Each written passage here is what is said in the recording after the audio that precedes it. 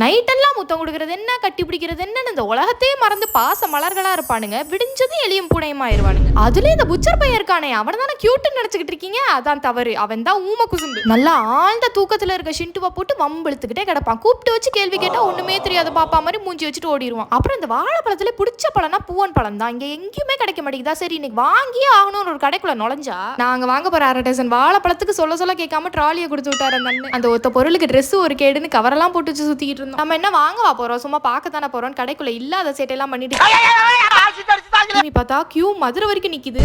அதனால நைஸா எடுத்த பொருள் எல்லாம் சைஸா வச்சுட்டு ஓடி வந்துட்டோம். அங்க இருந்து திருன்னு ஓடி வந்தாச்சு. அப்புறம் பக்கத்துல இன்னொரு கடையில பூவன் பழத்தை கண்டுபிடிச்சாச்சு. அப்புறம் என்ன, எங்களாலே எங்க பேங்க் பேலன்ஸை காப்பாற்ற முடியல. அங்க வந்து ஒத்த வாழைப்பழம், ஆனா இருக்கிற காய்கறி பழம் எல்லாத்தையும் அள்ளி போட்டு வந்தாச்சு. எல்லாத்தையும் முக்கிய தூக்கிட்டு வந்தது நானே. லிஃப்ட் கிட்ட வந்தது வசீகரா படத்துல வர வடிவேல் மாதிரி ஆக்ஷன் மோட்ல இறங்கிட்டான். சரியான ஆக மொத்தம் அந்த காயெல்லாம் 2 வாரத்துக்கு தேரும். நீங்களே எவ்வளவு காய் வாங்குவீங்க?